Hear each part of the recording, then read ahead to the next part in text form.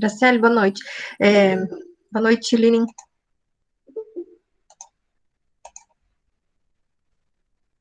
Graciele, você pode ficar no finalzinho, você vai assistir a aula, senão no finalzinho da aula a gente pode conversar sobre a sua situação.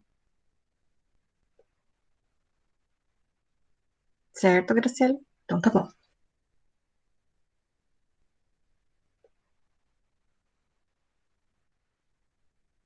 Certo, Graciele? Então tá bom. Então já tá gravando aqui. Gente, é só avisando que é bom vocês participarem da aula, tá? Porque ontem, no período da manhã, a gente teve problemas no sistema, tá? O Meet, dei a aula, coloquei como gravando, os alunos viram que estava gravando, mas o Meet não salvou, né? Por algum motivo ele não salvou, deu problema, e aí não deu para gravar a aula e deixar disponível para os alunos, tá? Então, evite de ficar faltando nessas aulas, porque a gente tem esse problema no sistema também, que às vezes ele fica sobrecarregado e não consegue dar conta. Aí a gente fica pondo um vídeo lá que não tem bem o perfil do que a gente quer, né?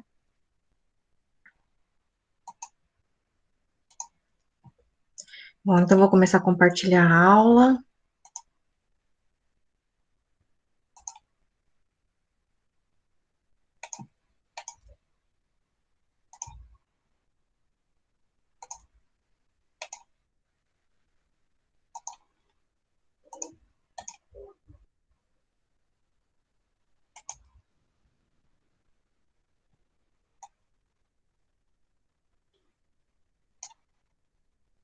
Tá aparecendo aí para vocês?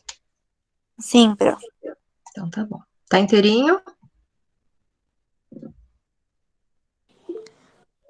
Acredito que sim. A parte da esquerda só não tá bem centralizada, mas acho que não vai atrapalhar. Tá. Vamos lá, então. Hoje a aula é bastante descritiva, tá? Ela não tem um perfil assim de uma linha, de uma sequência do mecanismo, tá? Essa aula é muito descritiva. Em uma aula presencial, né? Normalmente eu não dou essa aula, mas como a gente está numa deficiência de aula prática por causa da pandemia, eu resolvi apresentar essa aula, né, porque eu vou encaminhar para vocês um roteiro de acidentes ósseos, tá? O roteiro, eu reduzi aquilo que eu consegui reduzir, tá? Tinha uns quase 140 estruturas no roteiro do ano passado e nos outros anos. Tentei reduzir ao máximo, tá? Assim, reduzir aquilo que eu sei que eu vou pedir durante o semestre, e que a gente que vai ser importante para vocês, tá? Então, eu vou fazer a descrição desses elementos anatômicos, dessas estruturas anatômicas. Enquanto eu for descrevendo, eu vou falando das relações topográficas com que elas estão relacionadas. Então, não se preocupem pela quantidade de nome de estruturas, tá? Assim, não se assustem, vai ser muito, tá? Então, são muitas estruturas. Vocês vão levar um certo tempo para poder memorizar o nome desses acidentes ósseos. E depois eu vou dar uma tarefa para vocês em relação a esse conteúdo, né? Então, eu imaginei uma forma de poder ajudar vocês a poder estudar e não perder tanto por causa da falta da prática, tá? Porque a gente está com um número muito reduzido de aula prática. Bom, então vamos lá. Só recordando aqui, então, em relação aos acidentes ósseos, né, o que era, que são aqueles elementos ou aspectos estruturais que a gente observa na superfície do osso, né, esses aspectos estruturais sempre estão relacionados com alguma função, né, então ela tem uma determinada função, elas não estão lá de maneira aleatória, né, então, ou elas são relacionadas com se está relacionado com função, a passagem de algum vaso, está comunicando uma área com outra, é uma estrutura de inserção muscular, tá? Então, eles estão sempre adaptados para algo. E aí, na aula passada, eu falei dos tipos, né, na aula passada, eu falei dos tipos, que elas podem ser do tipo proeminências, tudo isso vai depender da forma como elas se apresentam, pode ser depressões ou orifícios, tá? Então, todas essas estruturas que a gente vê aqui, elas apresentam nome e sobrenome. Eu não sei se vocês conseguiram já baixar a aula, né, essa projeção do PowerPoint, que está em PDF, né, para vocês irem acompanhando o conteúdo, né. Então, recordando aqui, a gente também tem o crânio é dividido em viscerocrânio e neurocrânio, né, sendo que a parte visceral do crânio é a porção que vai formar a face, né, são os ossos da face, são aquelas estruturas ósseas que estão relacionadas com o sistema respiratório, digestório e com os órgãos do sentido, tá, os órgãos especiais do sentido. Então, estão todos alojados nessa região aqui. E o neurocrânio, né, é aquela parte do sistema nervoso, aquela parte do crânio que está relacionado, né, aliás, os ossos que estão relacionados com o sistema nervoso. O vizinho, né, quando eu falo relacionado aqui, nesse sentido aqui, eu estou dizendo que eles são vizinhos, tá? Então, o sistema nervoso é vizinho por exemplo, ao osso parietal, né? Uma parte do sistema nervoso está vizinho por exemplo, ao osso occipital, tá? E assim por diante. Recordando que os termos norma pode ser à vista, pode ser face, pode ser norma, são as três formas de nominar a mesma coisa, tá? Então, eu vou estar sempre falando de norma, lembrando que norma é à vista. E a gente vai começar com a norma anterior do crânio, né? Só voltando aqui um pouquinho, então, quando a gente olha a vista anterior do crânio, a norma anterior do crânio, fica mais fácil da gente estudar quando a gente divide as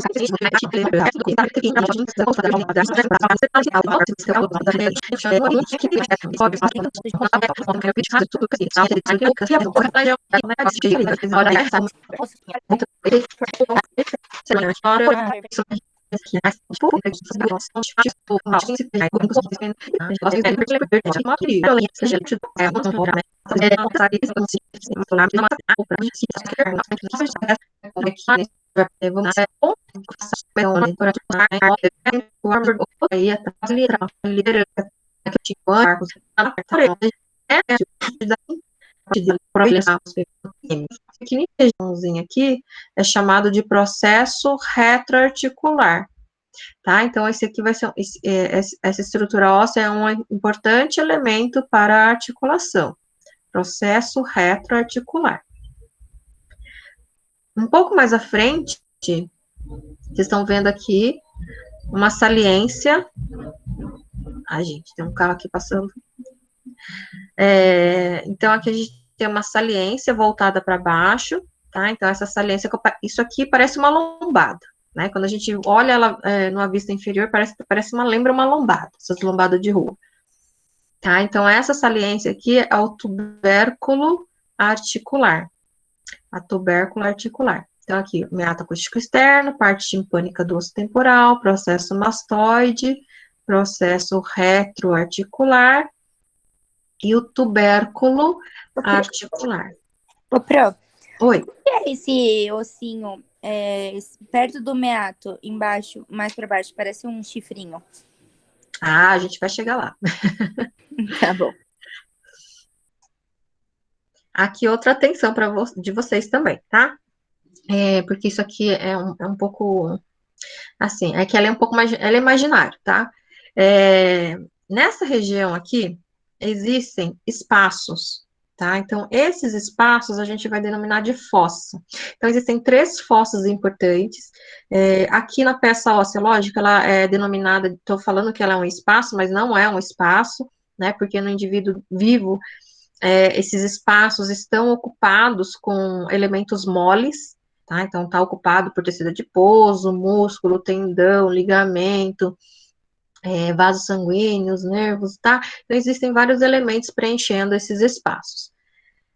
Então, aqui a gente tem 3 espaços. Um elemento de marcação para esses espaços é o arco zigomático, tá? Então, estão vendo aqui o asterisco, tá? Então, a gente tem um asterisco aqui, Então, esse asterisco aqui é chamado de fossa temporal, né? Por que temporal? Porque está relacionado com o músculo temporal, né? Não sei se vocês se recordam dele lá na prática. Tá? Então, aqui é a fossa temporal. Abaixo do arco é a fossa infratemporal, né? Então, aqui, na verdade, é esse espaço que vai ficar medial à mandíbula. Tá? Então, aqui, ó, o arco zigomático foi seccionado, né? Tô vendo a secção dele aqui e aqui, e todo esse espaço aqui, não esquece o asterisco agora. Todo esse espaço aqui é a fossa infratemporal, tá? Então, como eu falei, o marco quem é? O arco zigomático. Para cima, o espaço acima do arco é a fossa temporal, o espaço abaixo do arco é a fossa infratemporal. Na fossa infratemporal, né, existe um outro espaço que ele é estreito, tá? Então, a gente está vendo aqui o osso esfenoide e o osso maxila, tá? Então, existe um estreito aqui nesta região, e esse espaço estreito é a fossa pterygo-palatina. Tá? Então, a fossa pterygo-palatina. Isso aqui, gente, vai ser super importante para a gente poder entender aonde que está a vascularização para os dentes, tá? Para as estruturas bucais. Então, aqui a fossa pterygo, por causa do processo pterigoide e do osso palatino, tá? Então, aqui a gente tem um espaçozinho ó, que está marcado com um asterisco, dá até para ver um foramezinho aqui, né? Que tenham aqui um forame com o mesmo nome, tá? Então, são 3 fossos importantes, que são elementos, são espaços ocupados por elementos moles.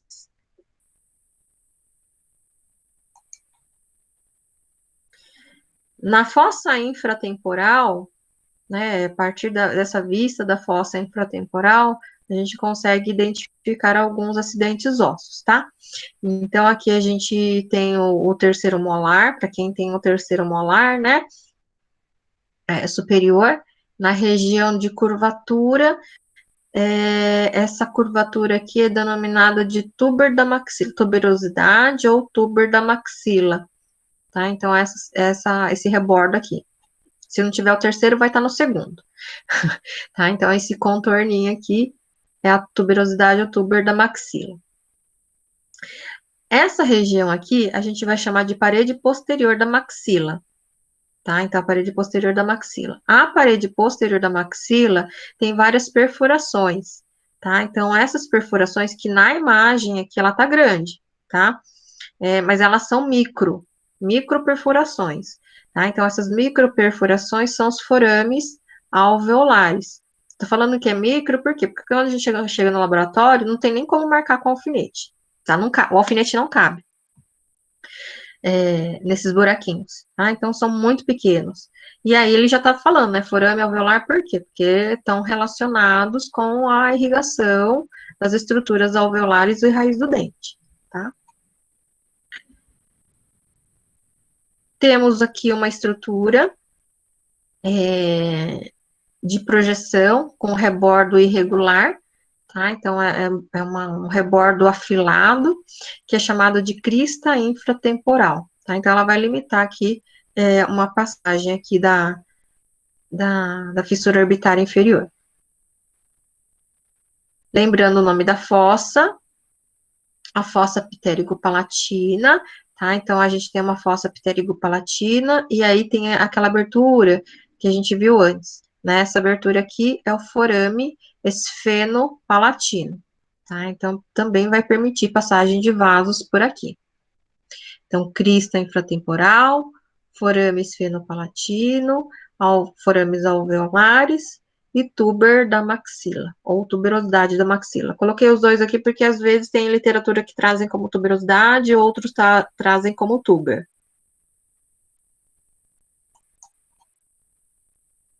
Agora a gente vai ver o crânio na norma vertical. Nessa norma vertical, então, foi realizado aqui um corte sagital, aliás, um corte transversal do crânio, a calota foi removida. E aí a gente observa de uma maneira geral que o crânio é dividido em 3 andares, né? Esses andares, então, eles recebem a seguinte denominação: fossa anterior, fossa média e fossa posterior, né? Percebam que existe níveis de profundidade, né? Então, a fossa anterior é mais rasa, a fossa média é intermediária e a fossa posterior é mais profunda, tá? Então, são realmente andares que a gente observa no crânio. Então, na fossa anterior do crânio, nós vamos identificar os seguintes elementos. Aqui nessa região, lembra que osso que é esse aqui? É o osso etimoide, tá? Então, o osso etimoide. Essa área é extremamente delicada, tá? Por quê? Porque uma parte óssea aqui, essa parte óssea aqui, ela é muito fina. E percebam que ela é cheia de perfurações, né? Cheia de buraquinho, tá? Então, por causa disso, ela recebe o nome de lâmina cribriforme do osso etimoide, tá? Por quê? Porque ela é crivada, ela é cribriforme, toda perfurada, né? Então, por que ela apresenta essas perfurações? Porque nessa região passam-se os filetes do nervo que vão formar o nervo olfatório, né? Que faz a captação lá dos cheiros, tá?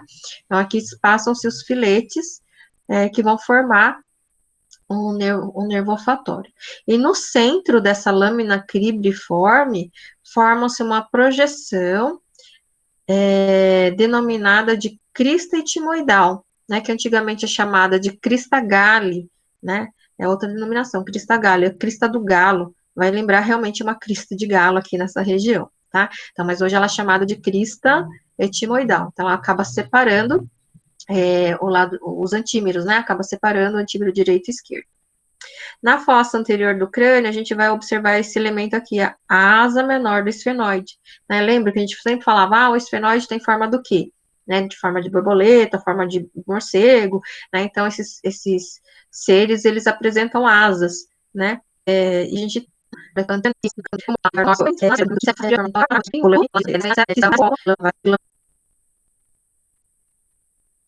mas cercando a célula turca,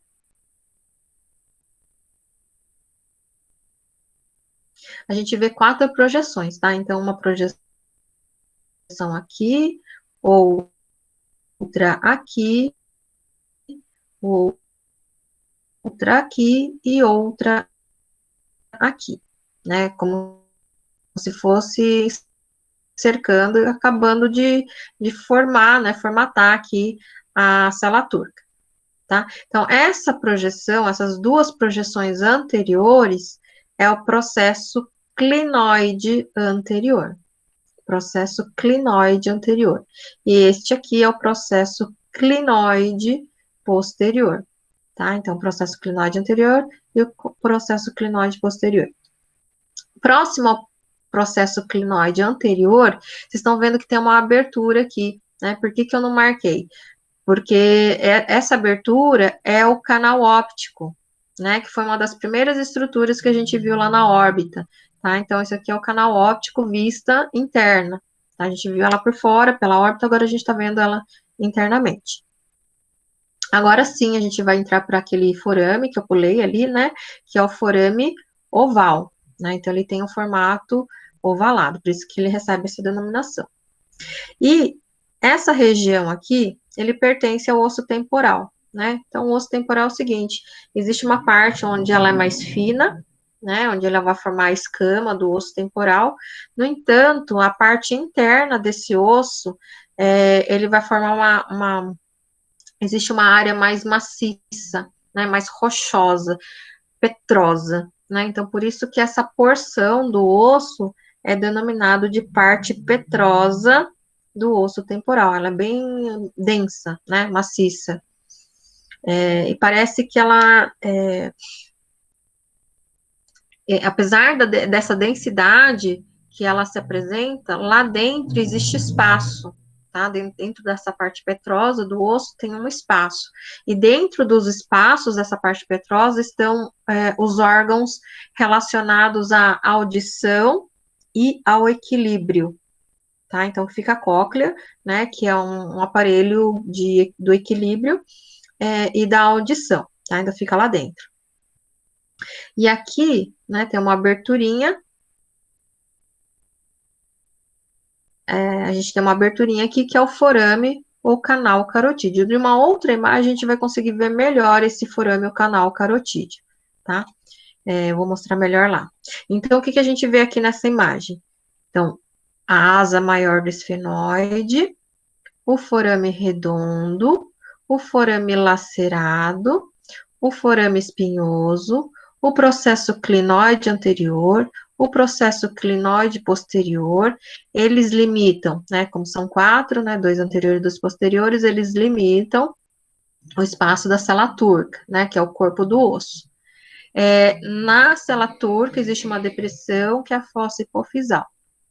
Lateral à cela, nós encontramos, então, o forame oval, e mais posterior, a parte petrosa do osso temporal. E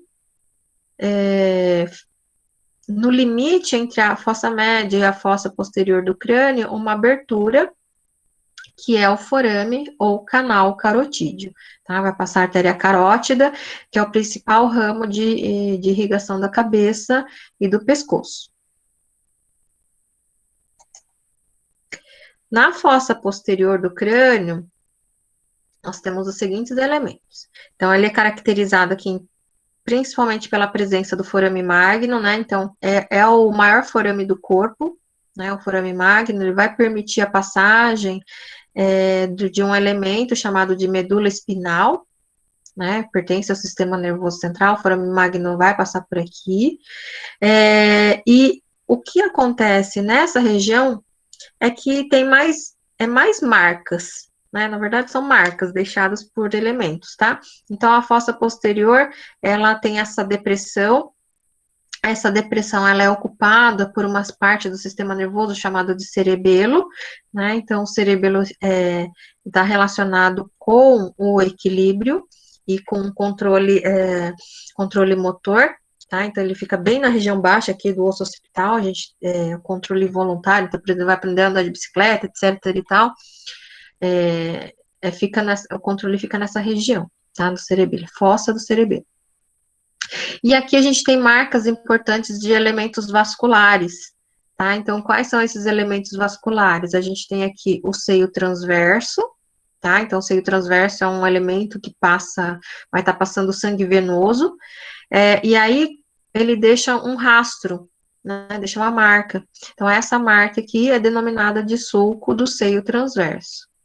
A mesma coisa vai acontecer com outro elemento vascular, que é o seio sigmoide, né, porque ele forma uma curva, um S, a curva do rio, né, vai fazer uma curva aqui, e essa marca, então, é o sulco do seio sigmoide, tá? Então, a gente tem um elemento e a marca deixada por esse elemento. E aqui, o meato, na parte petrosa, né, que é voltada para a fossa posterior do crânio, o poro ou meato acústico interno, tá? Então, uma abertura que está voltada para a fossa posterior, né? Então, aqui a gente tem, então, forame magno, a fossa do cerebelo, o sulco do seio transverso, o sulco do seio sigmoide e o poro ou meato acústico interno. Tudo bem por aí?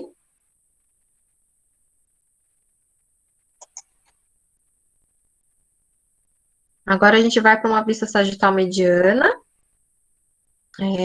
Nessa vista medial, a gente consegue observar as marcas deixadas por um vaso importante, que é a artéria meningea média, tá? Então, olha, ela se distribui, né, para o osso parietal, ela vai fazer irrigação da dura mater, que é uma membrana que reveste o tecido nervoso, tá? Então, sulco da artéria meningea média. E aqui, no osso parietal, né, podem existir canais de conexão de estruturas de estruturas vasculares extracranianas com estruturas intracranianas, tá? Então, são elementos de passagem aqui, tá? Então, forame intraparietal são forames onde permitem passagem de vasos que estão percorrendo na superfície externa do crânio para a superfície interna, ou da superfície interna para a superfície externa, tá? Então, existe uma comunicação aqui. De uma maneira, isso aqui pode ser perigoso, tá? Pode ser meios de propagação de elementos infecciosos. Esse elemento aqui a gente já estudou lá na anatomia geral, que é o seio frontal, né? Não sei se são os seios da face, então aqui está o seio frontal. Ela pode se apresentar com formatos variados, né? Então pode ter um espaço, dois, três, ou pode não apresentar espaço. Então é bastante variável aqui. Na cavidade do nariz, quando eu falei da abertura piriforme, tinha um septo nasal, né? O septo nasal, então, é uma divisão da cavidade do nariz, é uma parede mediana, né? Que divide a cavidade do nariz. E a parte óssea, na verdade, ela é formada por dois ossos, tá? Por duas partes. Então, essa porção aqui é a lâmina perpendicular do osso etimoide. Tá? Então, isso aqui pertence ao osso etimoide. E aqui embaixo, a presença do vômer. Tá? Por isso que tá septo nasal, porque essas duas porções, eles formam o septo nasal, a lâmina perpendicular do osso etimoide e o vômer. Posterior ao septo nasal, existe um espaço, esse espaço aqui é o seio esfenoidal, né, que está exatamente no corpo do esfenóide. O meato acústico interno, que a gente viu na outra imagem, mas fica melhor visto por aqui, né, e na base do crânio, né, na borda do forame magno, existe um canal escondidinho ali, tá? Então, na borda do crânio está a presença do canal do nervo hipoglosso. Né? Então, por que ele recebe esse nome? Porque passa o nervo hipoglosso, tá? Então, é importante nervo de inervação da língua, tá? Nervo hipoglosso. Aqui nessa imagem, ainda quero aproveitar, né, para recordar aqui, ó, a crista Galli, tá? A crista etimoidal, tá? Então, aqui fica a lâmina cribriforme do osso etimoide, e essa projeção aqui é a crista Galli, tá? Então, por essa imagem a gente vê melhor.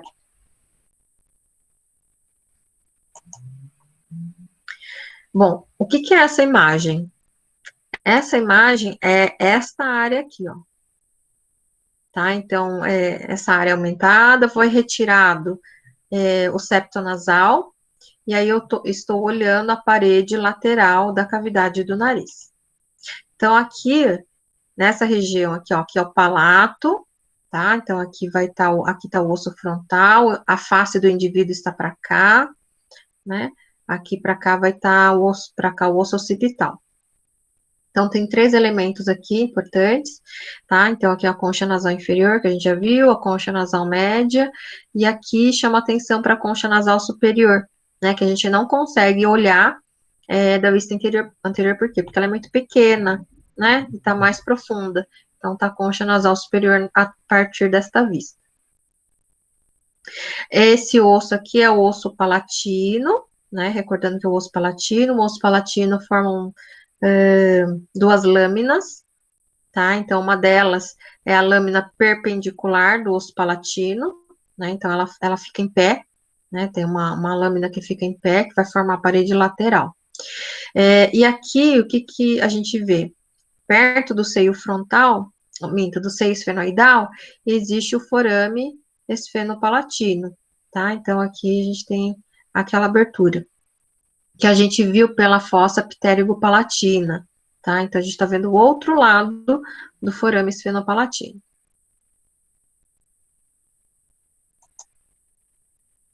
Aqui nessa imagem, a gente só vai recordar algumas coisas, tá?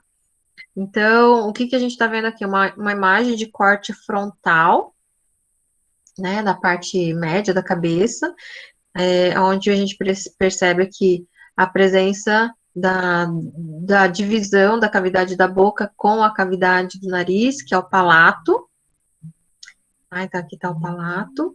Aqui está a órbita. A divisão, que é o septo nasal. Próximo do septo, a concha nasal inferior. Aqui, a concha nasal superior. E isso aqui, o que é?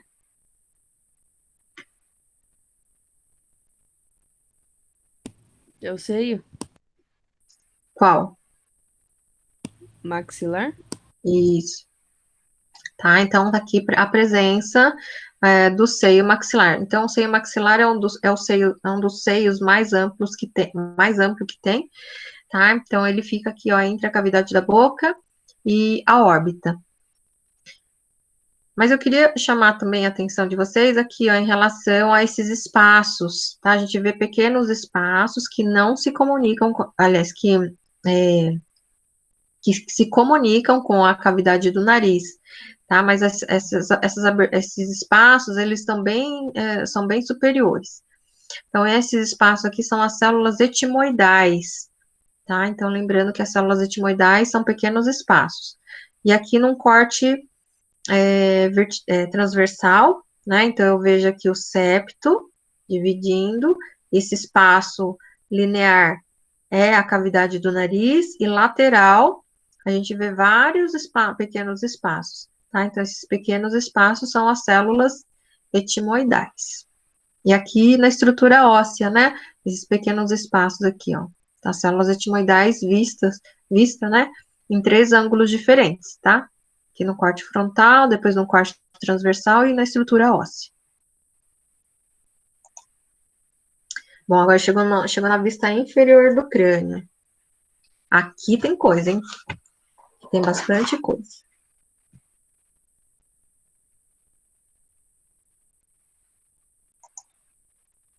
Então, a gente vai dividir, né?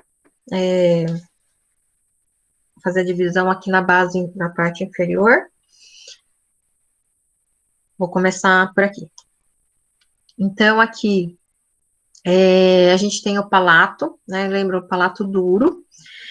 Na porção anterior do palato, nós temos uma abertura, né? Que é o forame ou o canal incisivo, tá? Então, esse forame ou canal incisivo passa vasos, que muitas vezes pode ser utilizado para fazer infiltração de anestésico, tá? Então, o forame ou canal incisivo, essa abertura aqui. O palato ósseo é formado por 4 partes ósseas, 4 acidentes ósseos, né? Que são bilaterais, e é uma anterior e outra posterior. Essa porção do palato duro é chamado de processo palatino da maxila. Processo palatino da maxila. E a parte posterior do palato é a lâmina horizontal do osso palatino. Então, quer dizer que o palato ósseo é formado pelo processo palatino da maxila e uma outra parte que é a lâmina horizontal do osso palatino. Então, observe que muitas vezes um acidente ósseo pode vir de 2, tá? Na lâmina horizontal do osso palatino, né, na porção lateral da lâmina, existem aberturas, tá? Então, aqui na figura, tá mostrando uma abertura, né? Então, aqui a gente vê o forame palatino maior. Mas acompanhando o forame palatino maior, tem uma abertura menor aqui, que é o forame palatino menor, tá? E que nem sempre vai ser 1 e 1, tá? Então, pode existir variações anatômicas em relação ao número de aberturas nessa região, mas sempre um vai ser maior e pode ser que os outros sejam menores. Temos aqui o arco zigomático, né, numa vista inferior, que a gente já viu antes. Posterior aqui ao túber da maxila. No túber da maxila, a gente vê esse chifrinho, parece um chifrinho, né? Essa estrutura, essa projeção aqui, normalmente nas peças anatômicas, nos crânios secos estão quebrados, né, porque ela é muito delicada e ela acaba se quebrando, que é o âmulo pterigóideo, tá? Então, vai ser importante ali para o processo de deglutição, tá? O âmulo pterigóideo. E, atrás do âmulo pterigóideo, nós temos esse elemento aqui, chamado de processo pterigóide, tá? Eu acabei não colocando aqui, mas é o processo pterigóide. O processo pterigóide, por sua vez, tem uma depressão, né? Essa depressão, ela é chamada de fossa pterigóidea e é local de fixação muscular, tá? Dos músculos pterigóides. Então, processo pterigóide e fossa pterigóide, Tá? Então, forame canal incisivo, processo palatino da maxila, lâmina horizontal do osso palatino, ambos acabam formando o palato ósseo. Forame palatino maior, forame palatino menor, arco zigomático, âmago pterigóide e fossa pterigóide. Nessas imagens aqui, normalmente a gente vê com dente, né? Nessa vista inferior são elementos ou são indivíduos que apresentam dentes, tá? Então, aí, o que a gente vai ver aqui? Uma parte da maxila, tá? Então, olha aqui, né? Uma parte da maxila mostrando os alvéolos dentais, né? E que esses alvéolos dentais, eles apresentam-se separados, né? Tem paredes que separam, paredes ósseas que separam os alvéolos, né? Então, essas paredes ósseas são os septos interalveolares.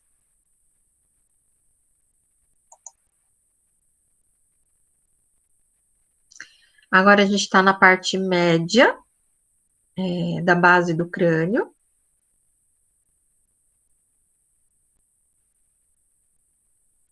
Tá tudo bem aí, gente? Na medida do possível. Sim. Tem bastante coisa, né? Ai, gente, eu sei. Vocês vão conseguir. Bom, aqui, então, vocês lembram o nome dessa abertura aqui?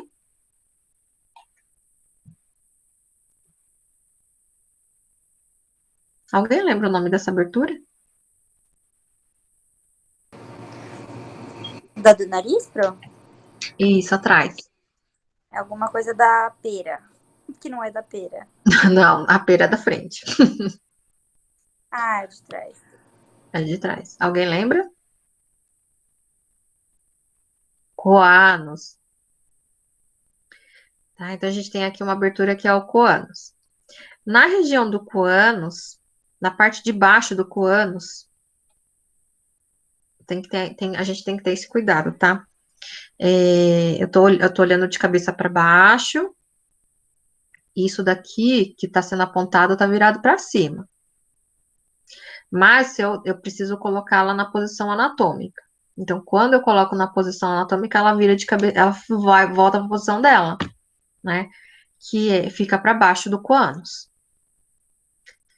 Por que eu tô falando isso? Porque às vezes, quando a gente vai lá com o roteirinho no laboratório, a gente vai lá e vai estudar, anota um negócio, né?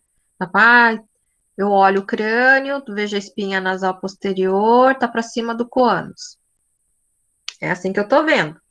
Aí chega outro dia, que eu já tenho uma compreensão melhor das estruturas, aí eu falo assim, mas tá para cima, mas o negócio não é para cima, é para baixo. Para baixo é para cima. Tá? Então, tem que sempre lembrar de colocar na posição anatômica. Tá? Então, espinha nasal posterior. Aqui a gente vê o osso vomer, tá? Então, estou chamando a atenção para o vomer por causa de outros elementos, tá? Então, aqui a gente tem o vomer, e aqui o processo pterigóide. O processo pterigóide é tão complicado que ele tem outras partes também, né? Então, aqui a gente viu a fossa pterigóide, tá? E essa fossa pterigóide, ela é limitada por duas lâminas, tá? Tem essa lâmina aqui e essa outra, que tá marcada aqui. Então, essa lâmina aqui é a lâmina medial do processo pterigóide. E essa outra lâmina é a lâmina lateral do processo pterigóide. Só vai complicar um pouco quando a gente fala assim, tal músculo se insere na face lateral da lâmina lateral do processo pterigóide. Né? Então, aí começa a complicar um pouco, mas não vou chegar nesse... tá? Mas, assim, a gente tem a fossa pterigóide, a lâmina lateral e a lâmina medial. Esse ponto central, ele pertence ao osso occipital, né? Apesar de estar na parte média do crânio, é uma parte maciça e pertence ao osso occipital, tá? Então, essa parte aqui a gente chama de parte basilar do osso. E bem no centro, não sei se vocês conseguem ver aí, tem um pontinho, né? Parece uma espinhazinha. Tá? Esse pontinho aqui é o tubérculo faríngeo. O tubérculo faríngeo serve de fixação do elemento ligamentar para os músculos da faringe. Tá? Então, tubérculo faríngeo, na parte basilar. Lembrando que aqui, então, a gente tem o osso vomer. Acima do osso vomer, nós temos aqui o corpo do esfenoide, tá? Então, aqui tá o corpo do esfenoide acima dele. E o corpo do esfenoide se articula com o osso occipital, tá? Então, essa linha que tá marcada aqui, agora é sutura, mas antes era o quê? Uma sincondrose esfeno-occipital. Tá? Então, nessa região aqui, a sincondrose esfenoccipital, que a gente falou lá na aula passada, que tinha a presença de uma cartilagem que permite o crescimento do crânio no sentido sagital, tá?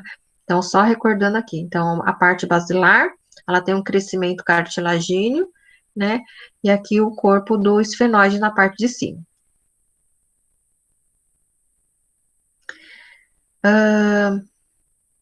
Carol, você me perguntou o que era aquilo. Tá, então isso daqui é o processo estiloide, tá? Então ele lembra ele é bem alongado nas peças masculinas, tá? Então ele serve de ponto de fixação muscular, aliás, ponto de fixação para ligamentos, né? E para músculo, tá? Então a gente tem aqui o processo estiloide. Próximo do processo estiloide, o processo mastoide, que a gente já viu antes. Aqui nós temos o arco zigomático, na região mais posterior do arco zigomático, a fossa da mandíbula, que é uma depressão onde vai se encaixar a mandíbula, tá? E aqui, na borda do forame magno, a presença do côndilo occipital, né? Então, o côndilo occipital é uma estrutura saliente, a gente observa uma superfície que é lisa, por quê? Porque ela vai se articular com a primeira vértebra, que é o atlas, tá? Então, vai permitir a mobilidade da cabeça aqui.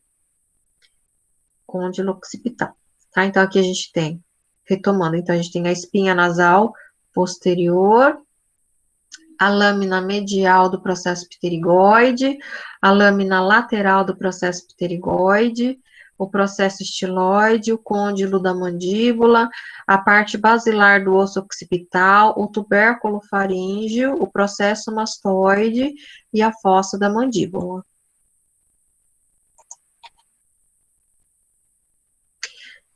Agora a gente vai para as aberturas, né? Então, a primeira abertura a gente já viu lá que era o coânus, né?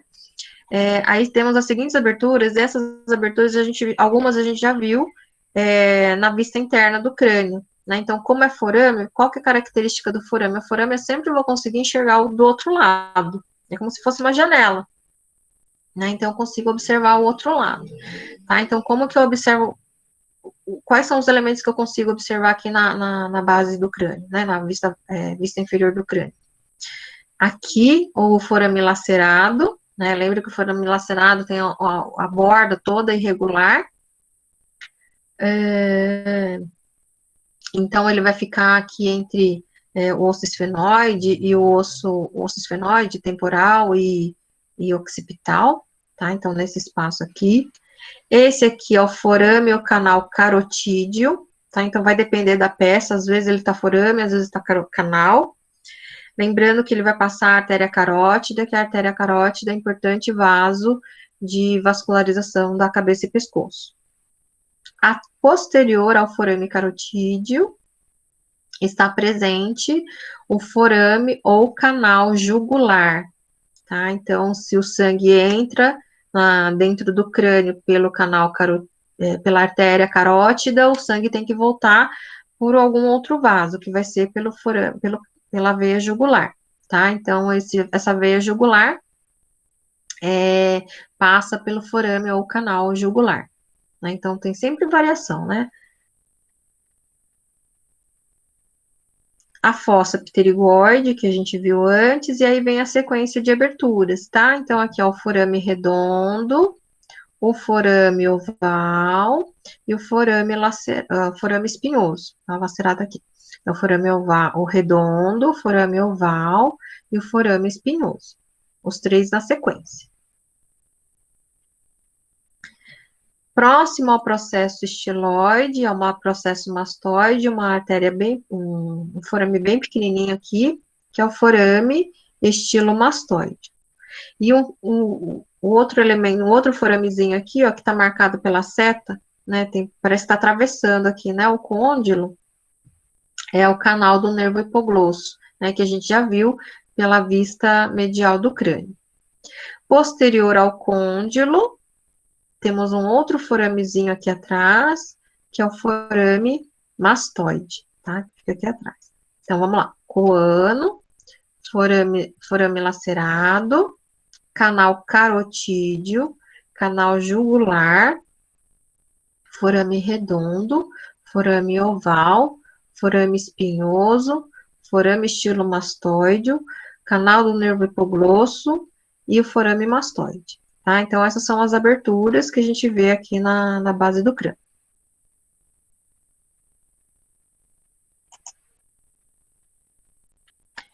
Temos duas outras passagens importantes aqui, que são micro, tá? Tô falando micro mesmo porque eu já tentei marcar com alfinete no laboratório e não passa, tá? De tão estreito que é o alfinete, a espessura do alfinete é muito grande para passar por aqui.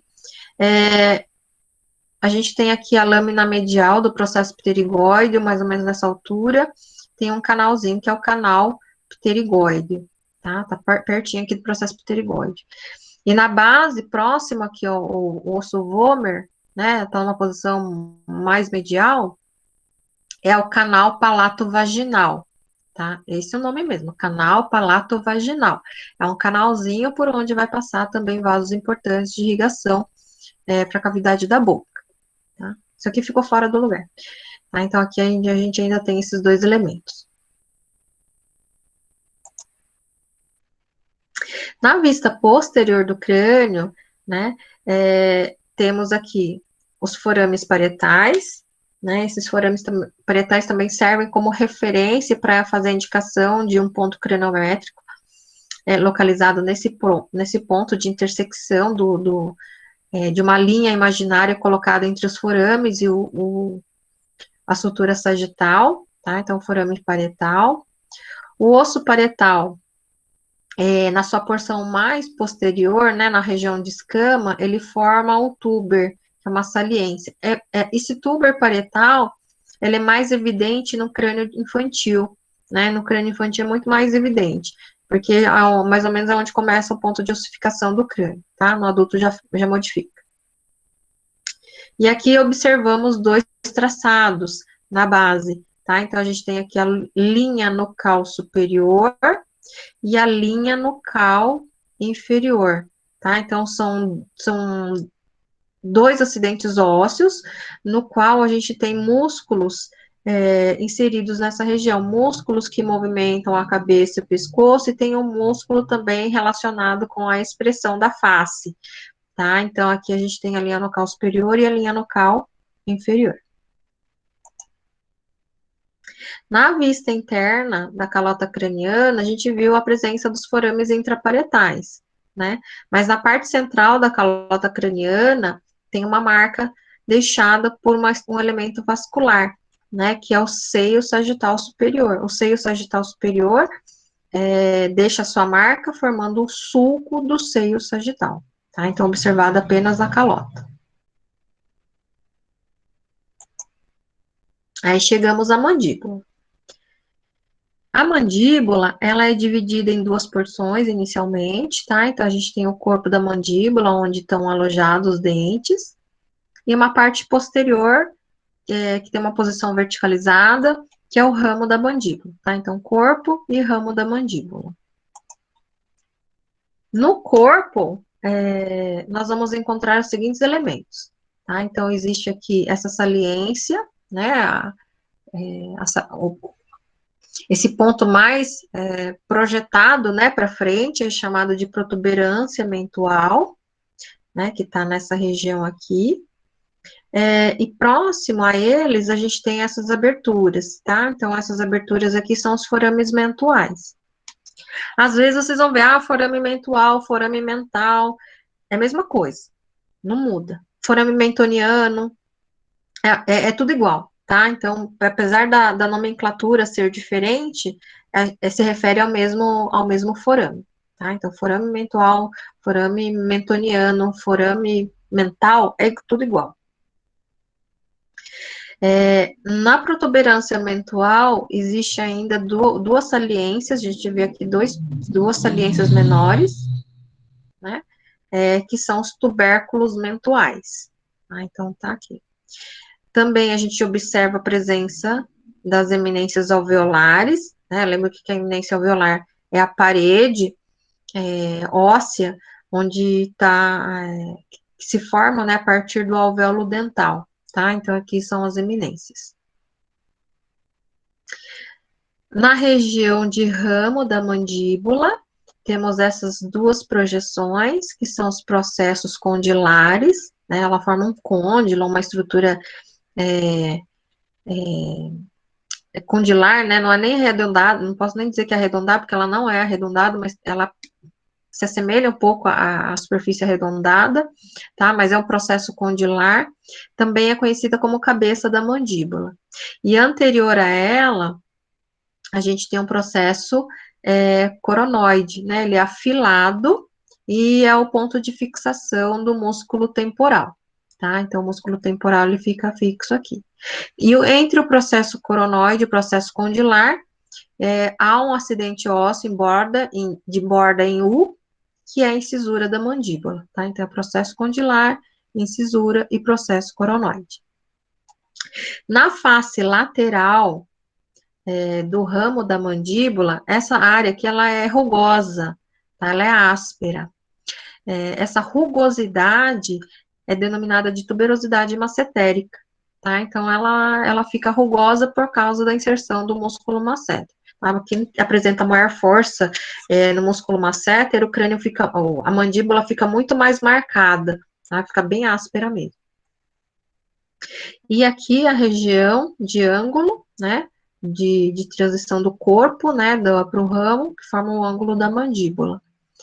Aqui, próximo ao terceiro molar, essa região de inclinação é a linha oblíqua, tá? Então, aqui é a região de transição do corpo para o ramo, né? Aqui a gente tem o ângulo e aqui a linha oblíqua. Temos agora a vista interna da mandíbula. Na vista interna, a gente tem um elemento característico, que é o forame ou canal da mandíbula, isso aqui é muito importante, tá? Então, lembrando, forame, aí ele vai, aqui é o seguinte, ele tem o forame e vai ter o canal, tá? Então, aqui uma parte do canal está meio aberto, tá? Então, o canal por onde vai passar a artéria da mandíbula, a artéria alveolar inferior, tá? Então, a gente tem aqui esses dois elementos.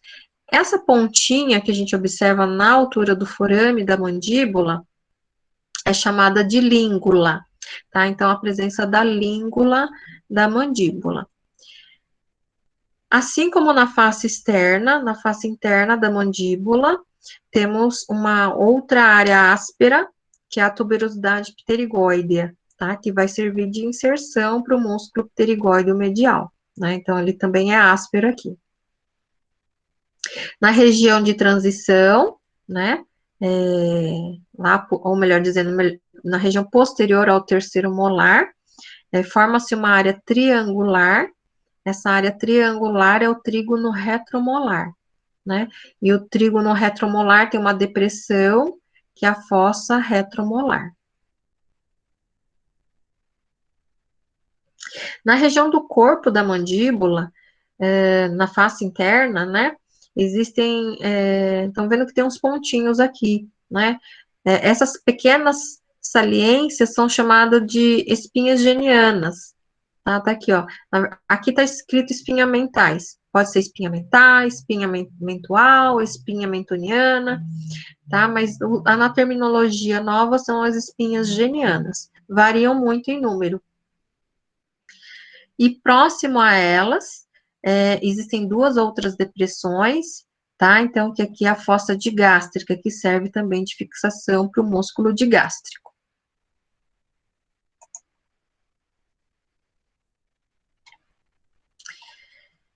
Articulando, então, com o crânio, a gente vai para o pescoço, tá? Na região de pescoço é formado pelas vértebras cervicais, lembrando que a gente tem o atlas, que é a primeira vértebra, e o axis, que é a segunda. E as demais vértebras, que são vértebras típicas. Atlas e axis são vértebras atípicas, né? Por quê? Porque apresentam formatos diferentes. O que uma vértebra típica vai apresentar, né?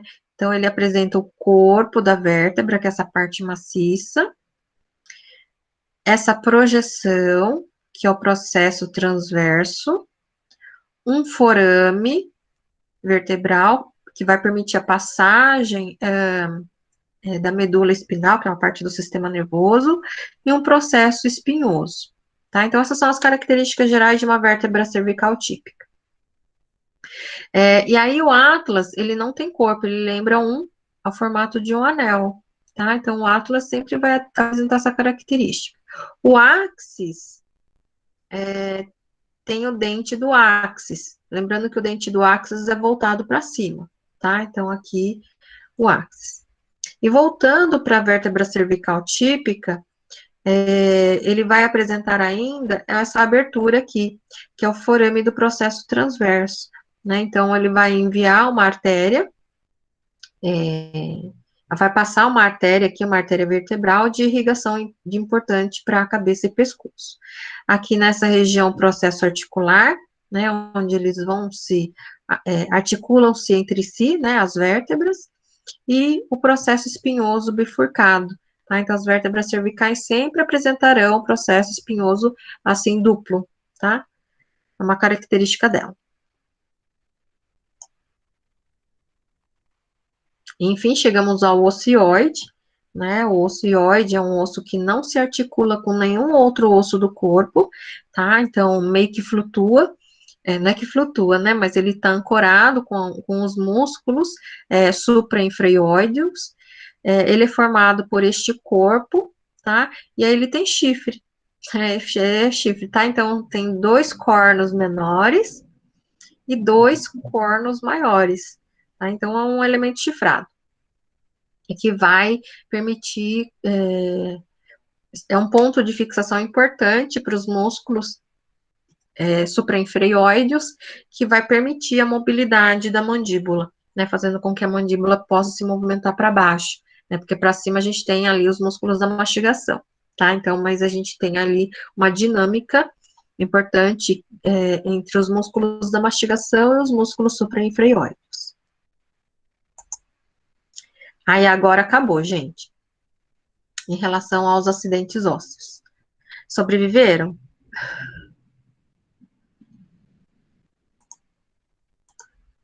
Mais ou menos. Tentando. Passado, né? De uma sexta-feira. Agora eu quero conversar com vocês outra coisa. Não acabou ainda não. Assim, gente, eu passei essa parte teórica dos acidentes ósseos, tá? Assim, eu passei uma boa parte dos acidentes ósseos do crânio, ainda nem passei tudo. Mas eu não vou pedir tudo isso para vocês, tá? Isso é teoria, mas na prática o negócio está reduzido, tá? Então, se vocês compararem o roteiro do ano passado, vai estar bem menor do que esse ano, mas mesmo assim eu não quis tirar muita coisa, tá? Então, o que vocês vão fazer para poder auxiliar no estudo? Deixa eu aqui compartilhar.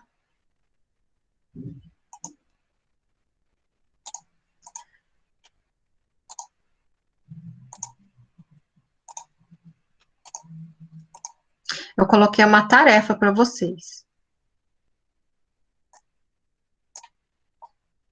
Vocês estão olhando aí? Tá aparecendo? Sim. Sim. Então tá. Então, eu coloquei essa tarefa. Essa tarefa vocês vão poder me entregar lá próximo da avaliação, tá? Vocês vão poder me entregar lá.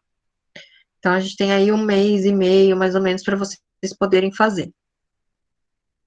É o seguinte, gente. Conforme eu fui falando, o nome das estruturas, eu sempre fui relacionando com alguma coisa, tá? Então, nessa atividade aqui, é para fazer isso. Eu tenho os acidentes ósseos, alguns acidentes ósseos que eu falei em aula, tá? Que eu falei muito mais. Então, alguns acidentes ósseos, e vocês vão colocar aqui a relação anatômica. Ah, mas que relação anatômica? Ah, por exemplo, o arco superciliar. Quem lembra do arco superciliar? Né? Então, é a estrutura saliente que fica na margem superior, aliás, está superior à margem supraorbital. Ou você pode colocar que o arco superciliar é a região onde está localizado o supercílio. Ponto.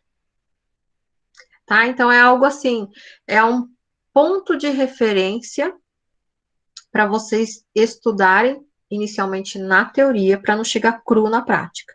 Tá? Eu sei que não vai dar tempo de fazer tudo isso lá até chegar lá, né?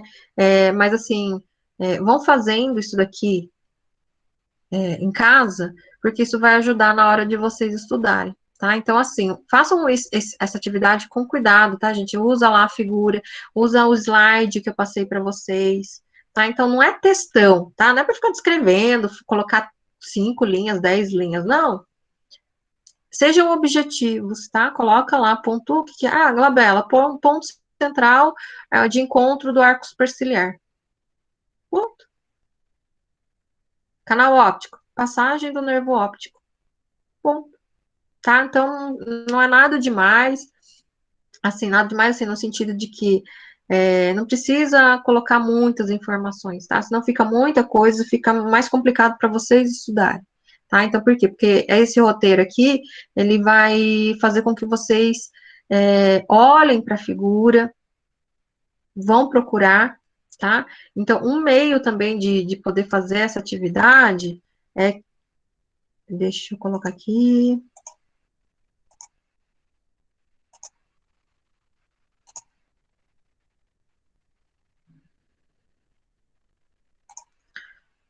Acho que não está aberto. Deixa eu ver aqui. Estou tentando compartilhar aqui.